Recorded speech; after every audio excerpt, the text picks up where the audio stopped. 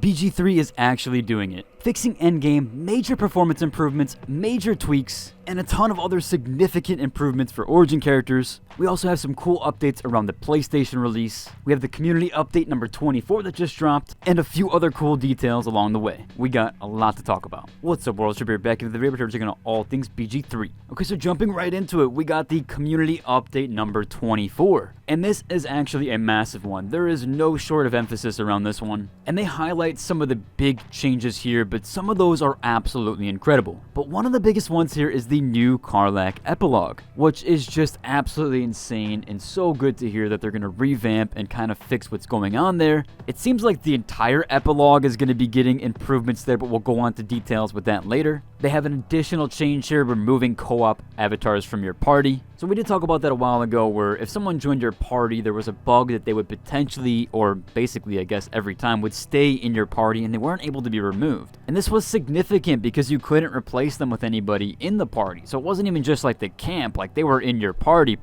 And yeah, you can't really talk to co-op companions, and so it makes a lot of sense that if it's another player, there's no communication there, so you can't remove them. However, it does look like they are finally improving that there, and you can finally redo those, and so you don't have to reload any saves. They are also including significant performance improvements with this. Hopefully we see a ton with Act 3. Now, as far as the community update goes, they have a lot of opening statements here around how they've squashed bugs and they're continuously trying to fix things and taking in feedback, which they certainly are very, very quickly. Like, holy cow, this is incredible for a game studio. Especially as of recent years, they're taking feedback incredibly fast with the epilogue stuff, as well as getting kind of like the performance stuff with Act 3. They did add up here saying that we want to go further than that. We found ourselves at a time where we were able to properly sit down and consider how to parse feedback beyond bug fixing and UI tweaks. Patch 2 is just around the corner, in which it does include bug fixes. It also includes substantial performance improvements for the first time since launch. Perhaps more notably, we're adding better closure to the story's final act in the form of a more fleshed out ending for Karlach, something many of you have been asking for. Now, remember in my last BG3 video, we talked about a bunch of cut content, and they did go over that here, saying many of the points that have come out of this conversation are being funneled into the umbrella term of cut content. So we thought it would be helpful to give you some clarity about what we think, or as what we think about the future of Baldur's Gate. So they've basically truncated down the discussion around cut content in Act 3 in 3 separate topics here: performance, bugs, and user experience. And the bugs is a big emphasis. You'll see why. For performance, first off, they're obviously going to increase Act 3's performance. They said it isn't just as good as Act 2, which that's pretty clear for most people, but they're bringing major performance improvements to the entire game, and specifically to Act 3. They said a focal point, or what they're going to be working on throughout September, is going to be improving performance in Act 3. And they have apparently some new technology here that's been taking a bit longer to release than they expected. Maybe that was what they were talking about with the emergency stuff back then. Now, moving on to bugs, here's a big one. So they've seen reports in Act 3 that they're frustrated with bugs, and there was a few with conversations. I don't think it's anything too crazy. They're solving those quickly, as they saw with the hotfix and the other patch rollouts. However, here's the big one and a big emphasis on why bugs were so important here. They said that Patch 2 looks to further eliminate some of the more major issues, including some that were found in Act 3. Some things that are currently being associated with cut content are actually things like companion reactions to events in the worlds that didn't trigger. These are being solved where there seems to be more loose ends than intended, and we're tying them up.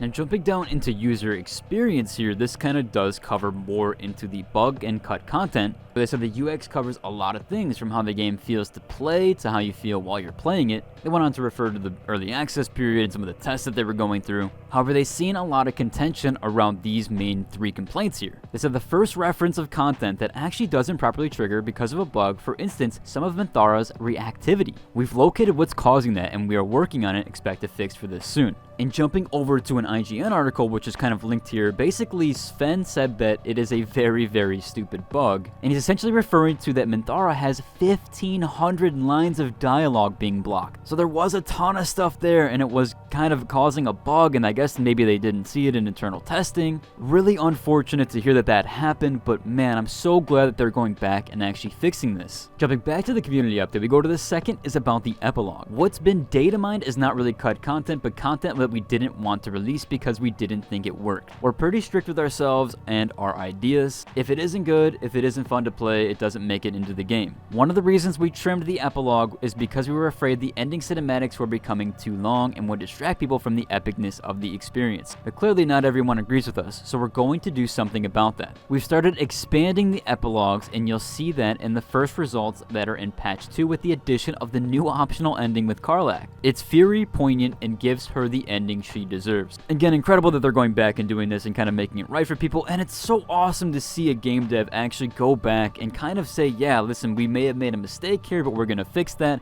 and this is what we're doing exactly, and exactly why we decided to do this. This type of openness should be absolutely praised throughout the gaming industry, and it should be definitely put on as a standard. I really wish more game developers would follow through with this and just kind of explain themselves, what's going on, what their thought process is, and kind of what they delved into there. And the third are about things we didn't actually plan for, and those we've once considered but ultimately didn't do. It was always our intention for the Upper City to be epic, cinematic epilogue, bringing the story of Baldur's Gate to a close. But we didn't talk about that in advance because it would have been a major spoiler. We feel confident that there's enough content in Baldur's Gate 3 and the city itself, clocking in weeks-long playthroughs at a time. But that's not to say Baldur's Gate 3 didn't see cuts just like every other game. It's just important to know what ultimately shipped was planned long ago, and functioned primarily of making Baldur's Gate 3 fun to play, not for us to close development quickly. Of course, they go on to say that they grew with ambitions and team size and ideas, but it is cool to hear what happened with the Upper City. I guess maybe that was like maybe kind of late cut content. Sven did mention about the Upper City stuff, maybe it was kind of accidental there, because it was sort of close to release. However, maybe they played through it and didn't like it, and yeah, I definitely understand why they would cut something like that, or at least kind of go back on it. Again, super happy to hear that they are open and actually discussing them. Now, they did go on to say that there's some Wither stuff here. They made kind of a funny joke with the kind of co-op companions getting stuck in your party here.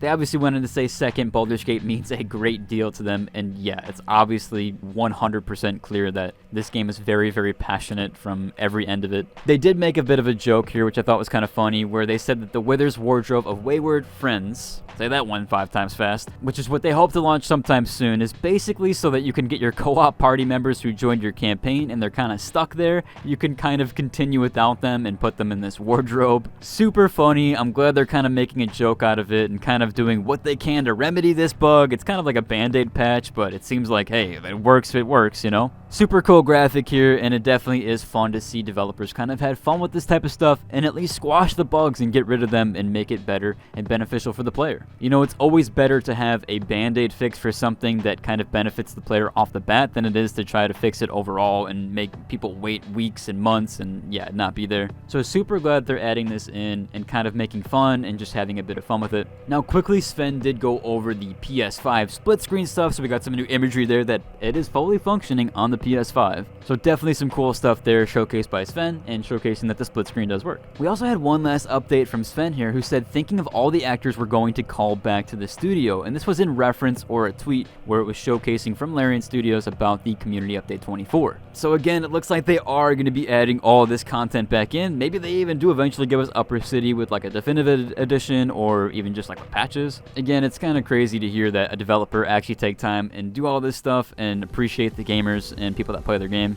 Larian is the studio that we need but don't deserve, and that's clearly obvious. If you enjoyed today's video, like and subscribe, and until next, deuces.